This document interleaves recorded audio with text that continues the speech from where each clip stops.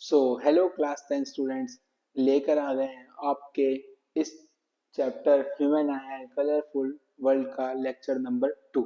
तो बच्चों, lecture number 1 में हमने क्या पढ़ा था? हमने पढ़ा था कि ह्यूमन आई क्या होता है, उसके सभी पार्ट्स को हमने अच्छे से पढ़ लिया था।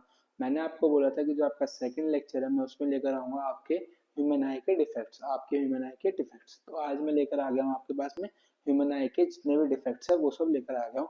क्या क्या डिफेक्ट्स है? मायोपिया, हाइपरमेट्रोपिया, प्रेसबायोपिया और कैटरैक्ट। ठीक है ना? तो चलो बच्चों, अभी हम अपना स्टार्ट करते हैं और इसी में हम अपना प्रिज्म भी पढ़ लेंगे। इसी लेक्चर में आज हम अपना प्रिज्म भी पढ़ लेंगे और जो हमारा नेक्स्ट लेक्चर होगा उसके लिए हम एक चीज छोड़ देंगे, जो कि है एटमोस्फेरिक रिफ्लेक्शन। एटमोस्फेरिक रिफ्लेक्शन और ये चैप्टर बिल्कुल क्रिस्टल क्लियर हो जाएगा। मैं अभी बस ये होप कर रहा हूँ कि एक जो चैप्टर है उन्हें 3-3 लेक्चर में करके मैं डाल दूं, ताकि आप लोगों को बर्डन ना पड़े, आप धीरे धीरे अपनी स्टडीज को कंटिन्यू रख सको। तो ठीक है बच्चों, तो अभी हमारे पास में हैगा human I and colourful world class 10 का चैप्टर नंबर जो भी है उसके उसका लेक्चर नंबर 2। तो बच्चों, हम देखेंगे कि इफ डिफेक्ट्स क्या होते हैं। हम देखेंगे कि डिफेक्ट्स क्या होते हैं बच्चों। डिफेक्ट्स आंखों में जो आपकी ह्यूमन आई है उसमें एरर्स। तो सबसे पहला एरर क्या है? मायोपिया। क्या है? मायोपिया। नियर साइटेडनेस, जिसमें पास का तो दिखता है बट दूर का नहीं दिखता, जो तुम में से काफी बच्चों को होगा। हाइपरमेट्रोपिया क्या होता है? हाइपरमेट्रोपिया होता है जिसमें हमें दूर का तो दिखता है, मतलब फार साइटेडनेस, दूर का तो दिखता है बट पास का नहीं दिखता। और प्रेस बायोपिया तो भैया इनको तो दोनों का ही नहीं दिखता, ना इनको दूर का दिखता ना इनको पास का दिखता। ये तुम्हारे दादा दादी में से किसी को बीमारी हो सकती है, बट इनको दोनों जगह का नहीं दिखता, इनको दोनों जगह का ही नहीं दिखता है। तो देखो, सबसे पहले हम लिया है आपके सामने मायोपिया। क्या लिया है? मायोपिया। मैं इसका नाम लिख देता हूँ। क्या होता है इसका common name? Near sightedness. Near sightedness. तो देखो बच्चों, क्या है इसमें? क्या होता है? Can see, a person can see near by object clearly, मतलब पास की चीजें तो आपको दिख जाती है। आप क्लास में बोर्ड के पास बैठे हो तो वो चीजें तो आपको दिख जाएगी, बट आप थोड़ा पीछे बैठ गए तो आपको चीजें नहीं दिख पाएगी, आपको चीजें नहीं दिख पाएगी जो बोर्ड में मैं लिख रहा हूँ। ठीक है ना? दूसरा क्या है? Can not see distant object clearly. Distance object मतलब दूर के ऑब्जेक्ट्स को नहीं देख सकते क्लियरली। ठीक है? इसका नाम क्या है? नियर साइटेडनेस है। क्या है ना इसका नाम? Common name near sightedness. Far point is less than infinity. इसका जो फार पॉइंट है, सबसे दूर देखने की क्षमता, वो इंफिनिटी से कम है। जस्ट मतलब पहले, इंफिनिटी से जस्ट पहले। ठीक है? फिफ्थ क्या है? Image of distant object is formed in front of retina, मतलब जो इमेज है वो रेटिना से पहले बन जाती है। मैंने आपको बताया था पिछले लेक्चर में, इमेज रेटिना पे बननी चाहिए, उससे पहले बन जाए तो ये क्या है? डिफेक्ट है। उस डिफेक्ट का नाम क्या है? मायोपिया। उसके बाद बने तो उस डिफेक्ट का नाम क्या है? हाइपरमेट्रोपिया। वो अभी हम आगे पढ़ेंगे, वो अभी हम आगे पढ़ेंगे। तो इधर देखो, है ना, ये एक फार पॉइंट है मायोपिक आई का। किसका? मायोपिक आई का। ठीक है? मतलब ये इंफिनिटी है, इंफिनिटी से पहले फार पॉइंट। ठीक है? एक मायोपिक आई कैसी होती है? ये देखो, इंफिनिटी से लाइट्स आ रही है, रेज आ रही लाइट्स की। जब ये जब ये इस लेंस पर आई तो इसने पहले ही कन्वर्ज कर दिया, मतलब एक्सेसिव कर्वेचर हो गया, इसकी पावर बहुत ज्यादा बढ़ गई है, ठीक है? तो ये इमेज को जो बाद में बननी चाहिए थी उसको पहले ही बना दे रहा है, देखो रेटिना, ये है रेटिना, रेटिना से कितना पहले इसने इमेज को बना दिया। ठीक है? अब इसके कॉजेस पढ़ लेते हैं कि किस वजह से होती है। इसके कॉजेस पढ़ लेते हैं। कॉजेस क्या है बच्चों इसके? Excessive curvature of eye lens. जो आई लेंस है उसका कर्वेचर क्या हो गया? बहुत ज्यादा बढ़ गया। उसका कर्वेचर बहुत ज्यादा क्या है? बढ़ गया। किसका? आई लेंस का। दूसरा क्या? Elongation of eye ball. जो आपकी आई बॉल है उसका ही साइज बढ़ गया तो रेटिना पीछे चला गया, तो इमेज जहां बननी थी वहीं बननी थी, बट रेटिना ही पीछे चला गया तो क्या हो जाएगा? इमेज नहीं बन पाएगी। क्या हो जाएगी? इमेज नहीं बन पाएगी। इसका बस एक ही करेक्शन है, कॉनकेव लेंस। क्या है इसका करेक्शन? कॉनकेव लेंस, जिसकी पावर क्या होगी? नेगेटिव। क्या होगी? पावर क्या होगी? नेगेटिव। देखो, ये रे ऑफ लाइट आ रही थी, इसके पहले क्या है? Concave lens. क्या है? कॉनकेव लेंस, जो इसको थोड़ा सा कन्वर्ट कर देगा, थोड़ा सा क्या कर देगा? डाइवर्ज कर देगा। और फिर जब ये थोड़ा डाइवर्ज होके जाएगी तो जो ये कॉन्वेक्स लेंस है ये इसको कन्वर्ज कर देगा, क्या कर देगा, कन्वर्ज कर देगा। और हमें ये कॉनकेव लेंस इस पावर का लेना है कि ये उसको रेटिना पे बना दे, इमेज को किस पे बना दे, रेटिना पे। ठीक है बच्चों, तो कॉनकेव लेंस किस में यूज होगा, मायोपिक आई में। किसमें, मायोपिक आई में। तो मैं मान सकता हूँ कि आपको अभी तक मायोपिया पूरा समझ आ गया होगा। ठीक है सर, आ गया। तो चलो बच्चों आगे चल लेते हैं, अब आगे चल लेते हैं। थोड़ा जल्दी जल्दी करना है क्योंकि आपका टाइम हमें वेस्ट नहीं करना। हाइपरमेट्रोपिया को फार साइटेडनेस बोलते हैं। देखो ये इसका नाम लिखा हुआ है, फार साइटेडनेस। क्या बोलते हैं, फार साइटेडनेस, मतलब दूर का दिखता है, पास का नहीं दिखता। दूर का दिखता है पर पास का नहीं दिखता। देखते हो ना तुम्हारे मम्मी पापा जो चश्मा लगा हुआ थोड़ा ऐसे करके देखते हैं चीजों को, मतलब उन्हें पास का नहीं दिख रहा, उनको दूर का दिख रहा है। मतलब उनका फार पॉइंट, जो उनका नियर पॉइंट है वो क्या हो गया, बढ़ गया। क्या हो गया, नियर पॉइंट बढ़ गया। तो नियर पॉइंट क्या होगा, मोर देन 25 सेंटीमीटर, मतलब 25 सेंटीमीटर से ज्यादा नियर पॉइंट है, 25 सेंटीमीटर से ज्यादा नियर पॉइंट है। ठीक है ना। Image of near by object is formed at point behind retina, मतलब जो इमेज है वो कहाँ बन रही है, बिहाइंड रेटिना। देखो ये क्या है, हाँ ये नियर पॉइंट नॉर्मल ऑब्जेक्ट का यहाँ होता है, नॉर्मल पर्सन का। इनका क्या है, पीछे, इनका क्या है, पीछे। ठीक है, near point of hypermetropic eye. Hypermetropic eye कैसी होती है, देखो ये नियर पॉइंट है उसका। तो जब यहाँ से ऑब्जेक्ट रखा हुआ है पास में, ठीक है, जब जो नॉर्मल आई का नियर पॉइंट है वहां पर ऑब्जेक्ट रखा हुआ है, तो इसका जो कर्वेचर है वो क्या हो गया, कम हो गया। क्या हो गया, कम हो गया। तो ये इतनी पावर नहीं है कि इसको रेटिना पे कर दे, तो इसके पीछे हो रहा है, रेटिना से भी पीछे इमेज बन रही है, रेटिना से भी पीछे इमेज बन रही है। ठीक है ना। तो देखो कोजेस क्या होंगे, focal length of eye is too long, मतलब फोकल लेंथ बहुत ज्यादा है। फोकल लेंथ ज्यादा है तो पावर क्या है, कम। पावर क्या है, कम। पावर क्या है, कम है। फोकल लेंथ क्या है, ज्यादा है। ठीक है। Eyeball is too short, मतलब जो आई बॉल है वो क्या है, बहुत छोटी है। आई बॉल क्या है, बहुत छोटी है। तो जो रेटिना था वो पहले आ गया, तो फार पॉइंट जो रेटिना था पहले आ गया, तो इमेज क्या बन गई, पीछे बन गई, रेटिना से पीछे बन गई है। ठीक है भाई। करेक्शन क्या कर दोगे इसका, कॉन्वेक्स लेंस। क्या, कॉन्वेक्स लेंस। मैंने बताया था कॉन्वेक्स लेंस क्या करता है, कन्वर्ज करता है। क्या करता है, कन्वर्ज करता है। तो यहाँ पर कॉन्वेक्स, यहाँ पर ऑब्जेक्ट है, रेस गई, इसने थोड़ा कन्वर्ज कर दिया, इसने थोड़ा कन्वर्ज कर दिया, और बाकी थोड़ी और जान लगा के ये कन्वर्ज कर देगा। तो इमेज कहाँ बन जाएगी आपकी, रेटिना पे। कहाँ बन जाएगी, रेटिना पे। तो मैं मान सकता हूँ आपको हाइपरमेट्रोपिया भी आपका समझ आ गया होगा।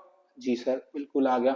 तो चलो बच्चों बिना किसी वक्त को जाया करें हम चलते हैं अपने नेक्स्ट, हम चलते हैं अपने नेक्स्ट डिफेक्ट पे, जो कि क्या है, प्रेस बायोपिया। क्या है, प्रेस बायोपिया। प्रेस बायोपिया क्या होता है, अकर्स विद एजिंग। जैसे ऐसे एज बढ़ती जाएगी, जैसे ऐसे एज बढ़ती जाएगी, तुम्हारे दादा दादी है उनकी एज ज्यादा है, ठीक है ना, तो उनके लिए क्या होता है, डिफिकल्ट होता है टू रीड और सी ऑब्जेक्ट्स नियर, मतलब ऑब्जेक्ट्स क्लियरली, मतलब वो ना अच्छे से देख पाते, ना दूर की चीजों को, ना पास की चीजों को।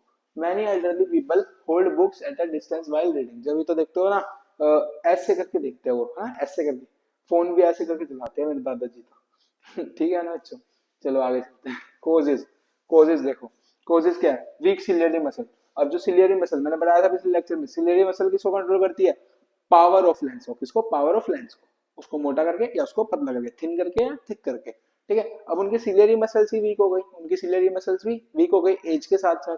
ठीक है। तो इस वजह से उनका जो लेंस है वो भी थोड़ा सा डिफेक्ट हो चुका है। ठीक है। Decrease flexibility of eye lens, मतलब जो आई लेंस है वो रिजिड हो गया, वो फ्लेक्सिबल नहीं है। वो क्या है, फ्लेक्सिबल नहीं है। इसकी करेक्शन क्या है बच्चों, इसकी करेक्शन है बायफोकल लेंस। बायफोकल लेंस मतलब जिसमें क्या हो, कॉन्वेक्स मिरर भी हो और कॉनकेव मिरर भी हो, कॉन्वेक्स मिरर भी और कॉनकेव मिरर भी हो। तो देखो ये देखो, यहाँ पर कौन सा लेंस होगा, नीचे नीचे। मतलब देखो कोई भी एक पर्सन है, जब वो ऐसे सीधी सीधी आप करता है तो वो दूर की ऑब्जेक्ट देख रहा होता है, और नीचे करके क्या करता है, पास के ऑब्जेक्ट देख रहा होता है। क्या देख रहा होता है, पास के ऑब्जेक्ट। ठीक है। तो नीचे, नीचे क्या होगा, जिसको पास का नहीं दिख रहा होगा उसको क्या है, हाइपरमेट्रोपिया। क्या है, हाइपरमेट्रोपिया। तो नीचे कौन सा लेंस होना चाहिए, कॉन्वेक्स लेंस। कौन सा लेंस होना चाहिए, कॉन्वेक्स लेंस। कौन सा लेंस होना चाहिए, कॉन्वेक्स लेंस। और जो ये ऊपर वाली साइड है, जो ऊपर वाली साइड है, यहाँ कौन सा लेंस होना चाहिए, concave, concave lens, concave lens. तो मैं मान सकता हूँ बच्चों कि आपको जितने भी तीनों डिफेक्ट्स, आपके जो इंपॉर्टेंट डिफेक्ट्स है वो तीनों ही समझ आ गए होंगे, तीनों ही समझ आ गए होंगे। तो एक लास्ट इफेक्ट मैं और बता देता हूँ, जो कि क्या है, कैटरैक्ट। कैटरैक्ट को हिंदी में आप बोलते हैं मोतियाबिंद। क्या बोलते हैं, मोतियाबिंद। इसमें क्या होता है, इसमें क्या होता है, जो आपका क्रिस्टलाइन लेंस है आंखों का, वो मिल्की हो जाता है। क्या हो जाता है, मिल्की हो जाता है और क्लाउडी हो जाता है। देख रहे हो आप, देख रहे हो ऐसे क्लाउडी हो, ये व्हाइट व्हाइट हो गए। ठीक है। इसी को हम क्या बोलते हैं, कैटरैक्ट, मोतियाबिंद। क्या बोलते हैं, मोतियाबिंद, ठीक है ना। इससे एक मेम्ब्रेन की ग्रोथ हो जाती है उसके ऊपर, आपके लेंस के ऊपर, किसके ऊपर, लेंस के ऊपर। तो इसी को क्या बोलते हैं, मोतियाबिंद। ये किसको होती है, ओल्ड एज पीपल्स को, किसको होती है, ओल्ड एज पीपल्स। देखते हो ना लोग फिर आंख बनवाते हैं ना, वो सब, ठीक है। तो ओल्ड एज पीपल को ही होती है। तो बच्चों यहाँ पर हमने अपने सारे के सारे डिफेक्ट्स को कंप्लीट कर दिया, अपने सारे के सारे डिफेक्ट्स को कंप्लीट कर दिया। अब हम चलते हैं प्रिज्म की तरफ, अब हम चलते हैं प्रिज्म की तरफ, ठीक है ना। बस थोड़ा सा रह गया हमारा, प्रिज्म वाला एरिया कवर कर लेंगे, फिर अपना रेनबो वाला कर लेंगे। उसके बाद में हम कल के लिए अपना छोड़ देंगे, आपके कल के लिए छोड़ देंगे जितना भी हमारा एटमॉस्फेरिक रिफ्लेक्शन है, जितना भी हमारा एटमॉस्फेरिक रिफ्लेक्शन है उसको हम कल के लिए छोड़ देंगे। तो देखो बच्चों, प्रिज्म को देखो, इसको देखो, प्रिज्म को, प्रिज्म क्या होता है, प्रिज्म होता है एक ऐसा ट्रांसपेरेंट रिफ्लेक्टिंग मीडियम, एक ऐसा ट्रांसपेरेंट रिफ्लेक्टिंग मीडियम जिसमें क्या हो, दो ट्रायंगल हो, क्या हो, दो ट्रायंगल हो और तीन रेक्टेंगुलर सरफेस हो, तीन रेक्टेंगुलर सरफेस हो। एक प्रिज्म है, एक प्रिज्म है, ऐसे करके, एक ये रेक्टेंगुलर, रेक्टेंगुलर, नीचे भी रेक्टेंगुलर, इधर ट्रायंगुलर, उधर ट्रायंगुलर, ठीक है ना। देखो ये ट्रायंगल है, इसके पीछे ट्रायंगल है, तो ये दो ट्रायंगल हो गए, एक इधर रेक्टेंगल, एक इधर रेक्टेंगल और एक इधर रेक्टेंगल। यही क्या है तुम्हारा प्रिज्म, यही क्या है तुम्हारा प्रिज्म। अब सबसे पहले एंगल ऑफ प्रिज्म क्या होता है, सबसे पहले एंगल ऑफ प्रिज्म क्या होता है, तो ये जो दो दो दो तुम्हारे क्या है, दो तुम्हारे जो वो है, ये जो दो तुम्हारे रेक्टेंगल है इनके बीच का, दो लेटरल सरफेस के बीच का एंगल, यही क्या है तुम्हारा एंगल ऑफ प्रिज्म, क्या है, angle of prism, angle of prism. तो बच्चों यही क्या है तुम्हारा एंगल ऑफ प्रिज्म, क्या है, एंगल ऑफ प्रिज्म। तो ये सब देख लेना, ठीक है। अब हम चलते हैं जिसमें हमने अगले पेज में इसको थोड़ा बड़ा करके दिखा रखा है आपके प्रिज्म को। तो सबसे पहले हम इधर देखते हैं, जो प्रिज्म है, जो प्रिज्म है वो लाइट को बेस की तरफ बेंड करता है, किसकी तरफ, बेस की तरफ। वाला गाना सुना, बेबी को बेस पसंद है, तो यहाँ पे बेबी का नाम क्या है, प्रिज्म, और प्रिज्म का क्या पसंद है, बेस। तो लाइट को बेस की तरफ बेंड कर देगी, किसकी तरफ, बेस की तरफ। हंसना नहीं बच्चों, हंसना नहीं बच्चों, ठीक है ना। तो देखो ये लाइट गई, यहाँ से रे ऑफ लाइट जाती है, क्या कहते हैं, रे ऑफ लाइट जाती है, यहाँ पर नॉर्मल ड्रॉ करते हो, ये क्या है तुम्हारा angle of incidence, angle of incidence, angle of incidence. यहाँ पर क्या आ जाएगा, एंगल ऑफ रिफ्रैक्शन, क्या आ जाएगा, एंगल ऑफ रिफ्रैक्शन। जानी तो ऐसे चाहिए थी, जानी तो ऐसे चाहिए थी सीधा, बट जाएगी कहाँ पर, बेस की तरफ। किस तरफ बैंड हुई, बेस की तरफ। किस तरफ बैंड हुई बच्चों, बेस की तरफ, ठीक है सर। फिर सीधा जाएगी, फिर सीधा जाएगी।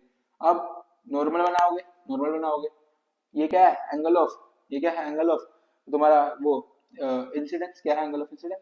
अभी यहाँ पे क्या होगी, रिफ्रैक्ट होगी, क्या होगी, रिफ्रैक्ट होगी, है ना। तो फिर किसकी तरफ बैंड हो गई, ये बेस की तरफ, फिर किसकी तरफ बैंड हो गई, बेस। तो ये तुम्हारा बेस है, ये तुम्हारा बेस है। इधर सीधी जानी थी, बेस की तरफ बैंड हो गई, यहाँ पे सीधी जानी थी, बेस की तरफ बैंड हो गई, किस तरफ, बेस की तरफ।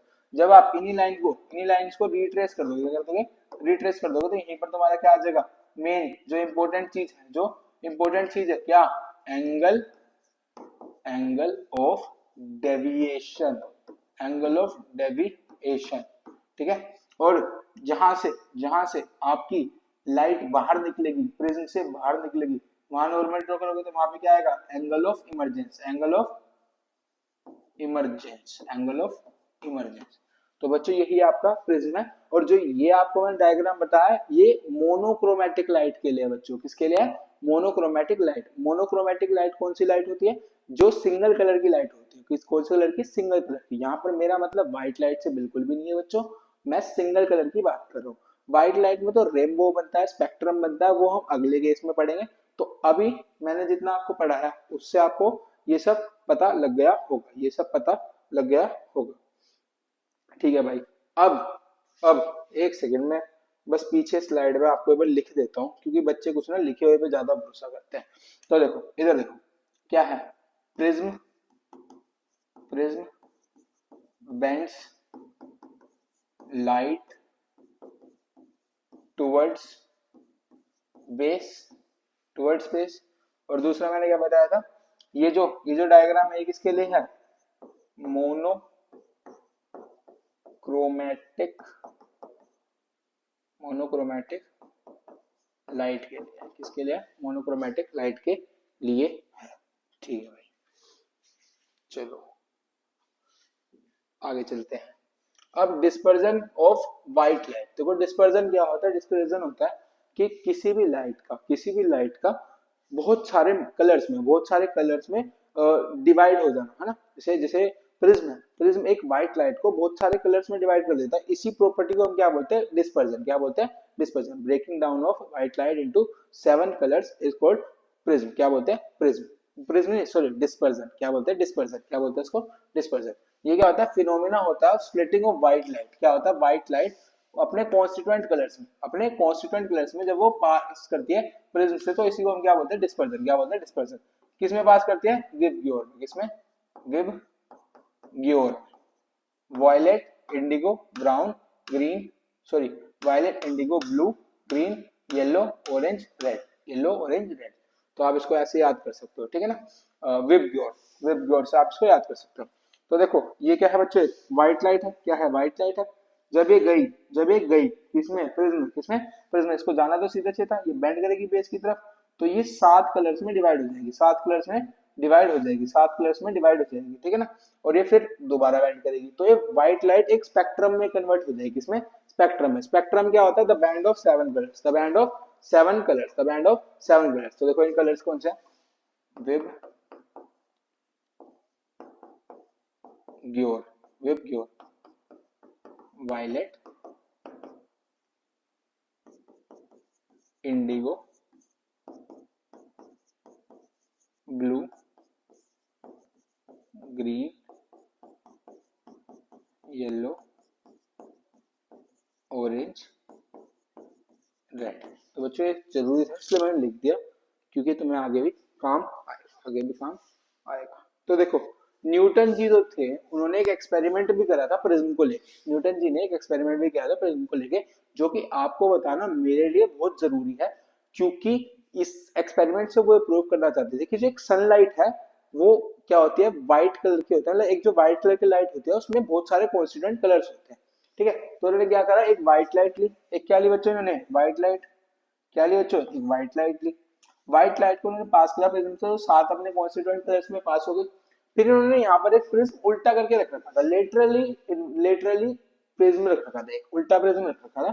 तो जब इसमें 7 लाइट गई, जब इसमें 7 कलर की लाइट गई, तो इसने उसको कन्वर्ट कर दिया एक लाइट में, जो कि है व्हाइट लाइट, जो कि है व्हाइट लाइट। और वो व्हाइट लाइट की स्क्रीन पे ऑब्टेन भी हो गई। तो बच्चों ये क्या है तुम्हारा, न्यूटन जी का एक्सपेरिमेंट है। न्यूटन जी का एक्सपेरिमेंट है जिसमें आप वो ये प्रूव करना चाहते थे कि एक व्हाइट लाइट में 7 कॉन्स्टिट्यूएंट कलर्स होते हैं, और जब 7 कॉन्स्टिट्यूएंट कलर्स मिलते हैं तो उनसे मिलकर एक व्हाइट लाइट बनती है, ठीक है ना बच्चों।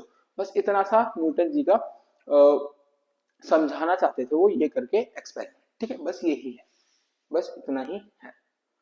तो देखो लास्ट चीज जो हम इस चैप्टर और इस लेक्चर में पढ़ेंगे, जो कि है रेनबो फॉर्मेशन, जो कि है रेनबो फॉर्मेशन। अब रेनबो कैसे फॉर्म होता है, रेनबो हमारा कैसे फॉर्म होता है वो तुम जान लो। एक रेनबो क्या होता है, नेचुरल स्पेक्ट्रम होता है, नेचुरल स्पेक्ट्रम होता है, जो कि स्काई में अपीयर होता है after rain shower. After rain shower, जब रेन शावर होती है तो उसमें टाइनी ड्रॉपलेट्स होते हैं, है ना, वाटर के। वो प्रिज्म की तरह एक्ट करते हैं। किसकी तरह एक्ट करते हैं बच्चों, प्रिज्म की तरह। और वो क्या क्रिएट कर देते हैं, 7 कलर का स्पेक्ट्रम, जिसको हम क्या किस नाम से जान लेते हैं, रेनबो। किस नाम से, rainbow. It is formed by dispersion of sunlight, sunlight के डिस्पर्शन से, जो कि किसमें हो रहा है, वाटर ड्रॉपलेट्स में, जो कि स्मॉल प्रिज्म की तरह एक्ट करते हैं, स्मॉल प्रिज्म की तरह एक्ट करते हैं। A rainbow is always formed in a direction opposite to the sun. जैसे सन है, सन के अपोजिट डायरेक्शन में ही हमेशा प्रिज्म बनेगा, वो हमेशा रेनबो बनेगा। जो रेनबो है वो सन के हमेशा अपोजिट डायरेक्शन में बनेगा।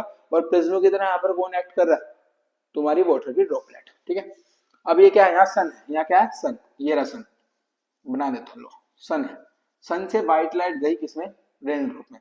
रेन ड्रॉप किसकी तरह एक्ट कर रहा है, प्रिज्म की तरह। किसकी तरह, प्रिज्म की तरह, ठीक है। यहाँ से व्हाइट लाइट गई, 7 कलर में डिस्ट्रीब्यूट हो गई, 7 कलर में डिस्ट्रीब्यूट हो गए। तो इस पॉइंट ऑफ टाइम पे क्या हो रहा है, यहाँ पर डिस्पर्सन। क्या हो रहा है, डिस्पर्सन। तुम्हारे पास क्वेश्चन आ सकता है कि एक रेनबो फॉर्मेशन में क्या क्या फिनोमिना काम करते हैं। तो यहाँ पर क्या हो रहा है, डिस्पर्सन। और जब यहाँ पर एक प्लेन वेयर की तरह एक्ट करेगा, तो यहाँ पर क्या होगा, रिफ्लेक्शन। क्या होगा, internal reflection, internal reflection, internal reflection होगा। और ये इसको रिफ्लेक्ट कर देगा, इस तरफ रिफ्लेक्ट कर देगा, है ना। और यहाँ से यहाँ क्या होगा, फिर से रिफ्रैक्शन। क्या होगा, रिफ्रैक्शन होगा। क्या होगा बच्चों, रिफ्रैक्शन। और यहाँ से लाइट तुम्हारी बाहर आ जाएगी, और यहाँ पर तुम ऑब्जर्वर, क्या हो तुम, ऑब्जर्वर। क्या हो, ऑब्जर्वर, और तुम्हें यहाँ से रेनबो फॉर्म होता दिखेगा, रेनबो फॉर्म होता दिखेगा। लो तुम्हारे पलके भी बना देता हूँ, ठीक है ना बच्चों। तो यहीं से आपको पता लग जाता है कि एक रेनबो फॉर्मेशन कैसे होता है। व्हाइट लाइट गई ड्रॉपलेट में, जो कि ड्रॉपलेट में डिस्पर्सन के थ्रू गई, 7 कलर्स में डिवाइड हो गई। इन 7 कलर्स को क्या बोलते हो, स्पेक्ट्रम बोलते हो। यहाँ पर in this moment of time क्या हो रहा है, डिस्पर्जन हो रहा है। फिर वो जब वहां के उसके सरफेस में, वाटर के ड्रॉपलेट के अंदर वाले सरफेस में जाके लगेगी, तो वहां पर इंटरनल रिफ्लेक्शन होगा, वो रिफ्लेक्ट हो जाएगी, और फिर वो यहाँ पर आएगी, यहाँ पर क्या होगा, रिफ्लेक्शन होगा, और रेज बाहर आ जाएगी। तो जब भी हमें सनलाइट के अपोजिट डायरेक्शन में प्रिज्म दिखता है, तो आपको जो तुम्हारा वो है रेनबो इस तरफ दिखेगा, सनलाइट के अपोजिट डायरेक्शन में, सनलाइट के अपोजिट डायरेक्शन में, सन के अपोजिट डायरेक्शन में। तो बच्चों तो बच्चों फिर से क्या हो गया, फिर से क्या हो गया, हमारा ये वाला लेक्चर भी कंप्लीट हो गया, हमारे लिए ये वाला लेक्चर भी कंप्लीट हो गया। हमने पहले लेक्चर में पढ़ा ह्यूमन आई के बारे में, उसके सभी पार्ट्स के बारे में। दूसरे लेक्चर में हमने पढ़ा कि हमारा क्या डिफेक्ट्स के बारे में, और प्रिज्म के बारे में, और रेनबो कैसे फॉर्मेट होता है। और तीसरे हम लेक्चर में आपके लिए लेकर आएंगे कि जितने भी एटमॉस्फेरिक रिफ्रैक्शन है वो कैसे कैसे होते हैं, स्काई ब्लू कलर का क्यों होता है ना। तो ये सब ऐसे ऐसे हम आपको बहुत सारे, जैसे जो स्टार्स है वो आपको ऐसा क्यों लगता है कि आपके पास है ना, जो सन है ना, वो सब मैं आपको पढ़ाऊंगा अगली लेक्चर में। तो आज के लिए इतना ही। तो मिलते हैं कल एक नए लेक्चर के साथ में। तो बच्चों अपनी स्टडीज को कंटिन्यू रखो और पढ़ते रहो, ठीक है बच्चों।